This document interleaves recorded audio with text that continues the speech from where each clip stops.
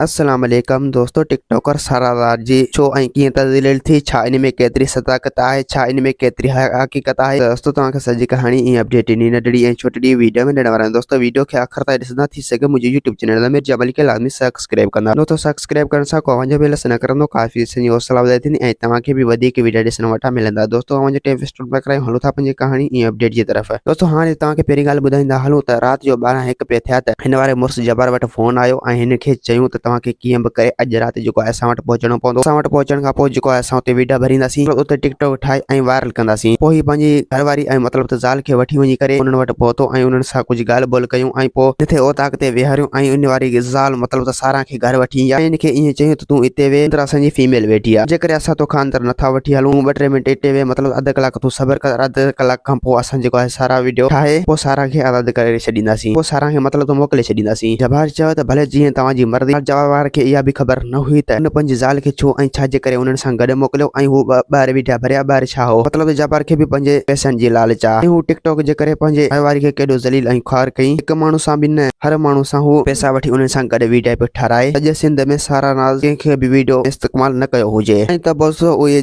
जखराणी जेके आहिनि पोइ सारा जी बेइज़ती कई ऐं पोइ सारा खे साफ़ साफ़ चयूं त असां जेको आहे सभई हिकिड़े ई ज़ात जा आहियूं, अगरि जेकॾहिं तूं टिकटॉक छॾी थो त ठीकु आहे, न त पोइ असां तोखे वायरल करे छॾींदासीं। सारा चयो त भले तव्हां मूंखे वायरल कयो त कयो, बहरहाल मां टिकटॉक न छॾींदुसि, छो जो टिकटॉक में ई मुंहिंजो साह आहे, टिकटॉक में ई मुंहिंजो गुज़र आहे। त पोइ उन्हनि बि ज़िद कयो त अगरि जेकॾहिं तूं टिकटॉक नथो छॾी त पोइ असां बि मजबूर थी करे तोरा वीडियो जेको आहे पेस्ट करे छॾींदासीं, तोरा वीडियो टिकटॉक ते चाढ़े छॾींदासीं। त पोइ जेको आहे उन्हनि पहिरियों वीडियो चाढ़ियो त पोइ सारा वारी मुड़ुस अब्दुल जब्बार ॾे फ़ोन आयो ऐं पोइ उनखे चयूं त असां जेको आहे हिकु वीडियो चाढ़े छॾियो आहे ऐं बाक़ी 40 वीडियो जेका आहिनि बाद में चाढ़ींदासीं ऐं तोखे ज़रूरु वायरल कंदासीं। जब्बार चयो भले तव्हां मूंखे वायरल कयो, पर मां तव्हांजे मथां गवाही ज़रूरु ॾींदुसि ऐं तव्हां सां इंसाफ़ ज़रूरु वठंदुसि। दोस्तों उम्मीद आहे कहाणी आई तव्हांखे पसंदि, असांखे ॾींदा हाणे इजाज़त, वरी तव्हां सां मिलंदासीं कि नई वीडियो में। जेसीं थी पंहिंजो ख़्यालु रखंदा। खुदा हाफ़िज़।